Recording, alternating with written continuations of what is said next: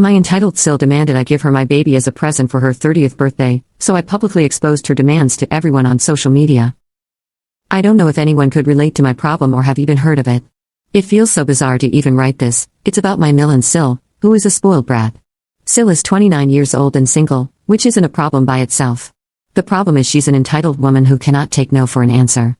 I'm 37 years old, married to my husband, who is 40, for 12 years. We have 2 kids, a 9-year-old boy and a 5-year-old girl. We have a happy marriage, but my overly dramatic Mill and overly pampered SIL are a constant source of frustration. Before I tell you more about my situation, let me paint a picture of my Mill and SIL. They are social butterflies, much like those upper-class rich women in soap operas who spend their afternoons at salons and massage parlors and their evenings at bars with other similarly occupied women, gossiping about each other. They live in their own delusional world. They don't work, all they do is shop and gossip. My Phil is busy making money, and these women are busy spending it.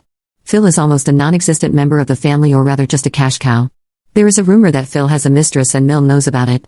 They seem to have a pact where he fulfills all their demands without any questions while he gets to have a mistress.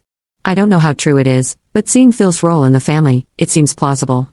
Otherwise, no sane man would remain quiet at Mill and SIL's stupidity. Coming to my miserable life, last week Mill called and asked me out for lunch on a Wednesday afternoon. I wanted to say no straight away, but it had been a long time since she wanted to meet me. So, I discussed an alternate schedule and suggested we meet in the evening for dinner.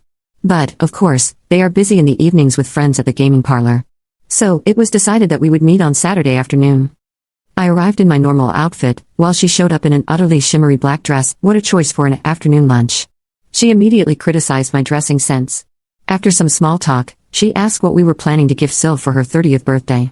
I was confused because her 29th birthday was just a couple of months ago. I mentioned her next birthday was like 10 months away. She laughed and said that's why we need to plan in advance, remembering how upset SIL was with the gifts she got this time. She went on about avoiding upsetting her again and revealed that she had thought of the perfect gift we should give SIL for her birthday, a baby. Yes, she wanted me to have a baby for her entitled brat. I was aghast. How could anyone even imagine that someone would ask for a baby as a gift? I had to ask her multiple times if I heard it right. She confirmed that she wanted me to have a baby and gift it to Stacy, SIL, as her 30th birthday present. I flipped out and asked why she thought I would do that. She yelled to cover for our substandard gift last time, saying I ruined her 29th birthday, so I owed this to her. I stood up and said I don't owe anyone anything, especially not a baby. I'm not a broodmare to breed a child and give it to her. I stormed out of the restaurant. On the way home, I picked up my son from his friend's place. When I reached home, my husband asked me what happened between me and Mill. He said Mill called him and mentioned she suggested a present for Stacy's birthday, which I refused to give, making her mad at me. I told him she wanted our child to be given as a gift to his sister. At first, he thought I was joking, but when I narrated the entire story, he was horrified and asked what Mill was even thinking. I made it clear that there was no way I was going to accept her demands.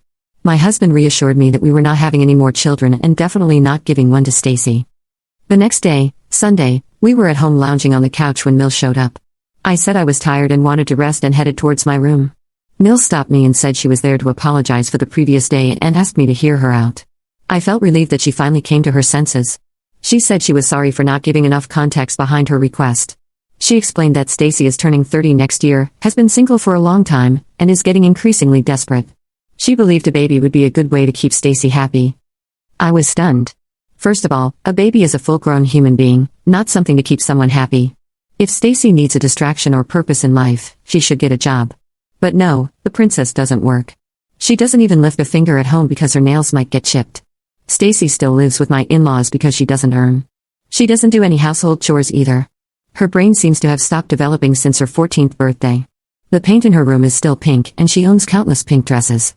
She has no knowledge of the world around her. She wouldn't even know the capital city or the president. All she knows is that a huge sum of money appears on her card, which she spends without a second thought. I suggested that if Stacy is so keen on having a baby, she should adopt one.